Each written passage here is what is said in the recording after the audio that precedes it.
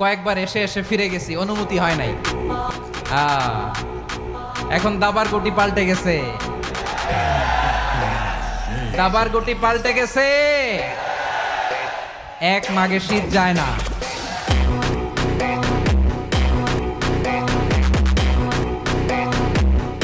আপনি দেখবেন পৃথিবীতে সেই মানুষ সবচাইতে বেশি কষ্টে থাকে যে কাউকে কষ্ট দেয় না।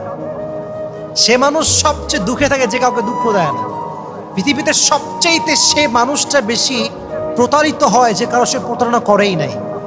পৃথিবীর নিয়মটা হচ্ছে এইটা। তার মানে আপনি যত বেশি ভালো হবেন তত বেশি আপনাকে আল্লাহ তাআলা কষ্ট দিয়ে ঘিরে রাখবেন। কারণটা কি? এটা আল্লাহর সিস্টেম। আমরা কাউকে কষ্ট দিই না কখন? যখন ভালোবাসি। ভালোবাসলে আমরা কষ্ট দিতে চাই না, কিন্তু আল্লাহর সিস্টেমটা হচ্ছে আল্লাহ যত বেশি ভালোবাসে তত বেশি পরীক্ষা করে। আল্লাহ যত বেশি ভালোবাসে তত বেশি কষ্ট দেয়। কারণটা কি জানেন? কারণ আল্লাহ আপনাকে জান্নাত দিতে চায়। সুবহানাল্লাহ পড়েন।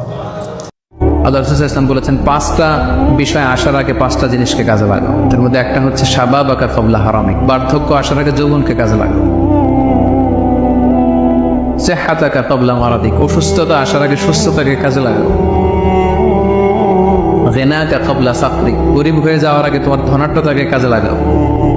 ফারাগাকা ক্বাবলা শুগলি, ব্যস্ত হয়ে যাওয়ার আগে অবসরটারে কাজে লাগাও। হায়াতাকা ক্বাবলা মাউতিক, মৃত্যু আসার আগে জীবনটারে কাজে লাগাও।